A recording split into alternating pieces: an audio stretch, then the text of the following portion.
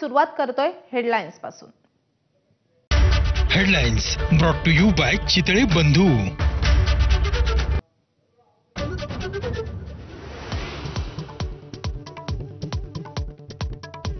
अतिवृष्टीमुळे राज्यात प्रचंड नुकसान, केंद्राकडे मदत मागण्यासाठी मुख्यमंत्री फडणवीस दिल्लीत दाखल। पीएम केअर फंडातून मदत आणावी विरोधकांची मागणी, तर दिल्लीत काय दिवे लावणार सपकाळांचा टोला। राज्यात आजपासून 3 दिवस पावसाचा अंदाज। आज विदर्भातल्या काही जिल्ह्यात तर उद्या मराठवाड्यात पावसाची शक्यता। रविवारी कोकण, मुंबईसह ठाण्यातही मुसळधार पावसाचा इशारा।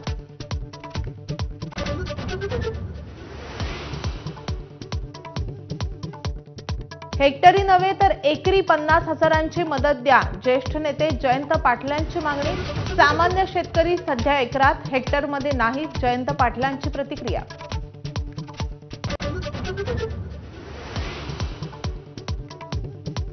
अजित पवार मग्रूर, उपमुख्यमंत्र्यांना शेतकऱ्यांचं दुःख नाही, संजय राऊतांची बोचरी टीका।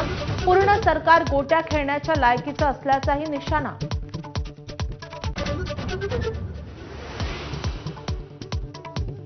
एबीपी माझाच्या दणक्यानंतर अकोल्यातला बांध अखेर प्रशासनानं तोडला। 300 एकरांवर साचलेल्या पाण्याला मिळाली वाट। 50हून अधिक शेतकऱ्यांच्या रबी पेरणीचा मार्ग मोकळा।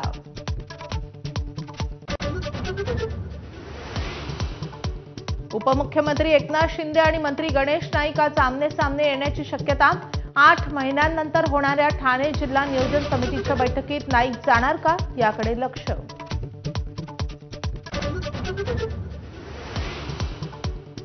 8,000 सरकारी लाडक्या बहिणींकडून तब्बल 15 कोटींची मदत वसूल करत शिस्तभंगाची कारवाई करणार।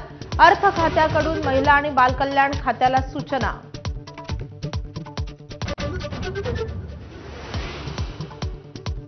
ताडोबा व्याघ्र प्रकल्पाच्या सफारीच्या प्रत्येक दरात 1000 रुपयांची वाढ। ताडोबा प्रशासनाविरोधात खासदार प्रतिभा धानोरकरांचा आंदोलनाचा इशारा।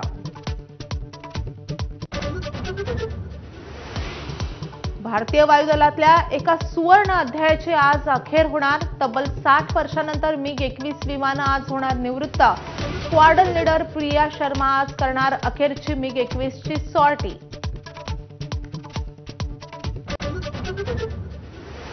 भारत आणि पाकिस्तानमध्ये प्रथमच होणार आशिया चषकाची फायनल। 2 आठवड्यात तिसऱ्यांदा भिडणार।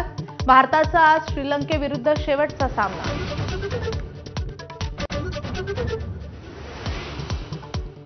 डोनाल्ड ट्रम्पचा आता औषध कंपन्यांना दणका। 1 ऑक्टोबरपासून औषधांवर 100% टॅरिफची घोषणा। भारताच्या औषध कंपन्यांना मोठा फटका बसण्याची शक्यता।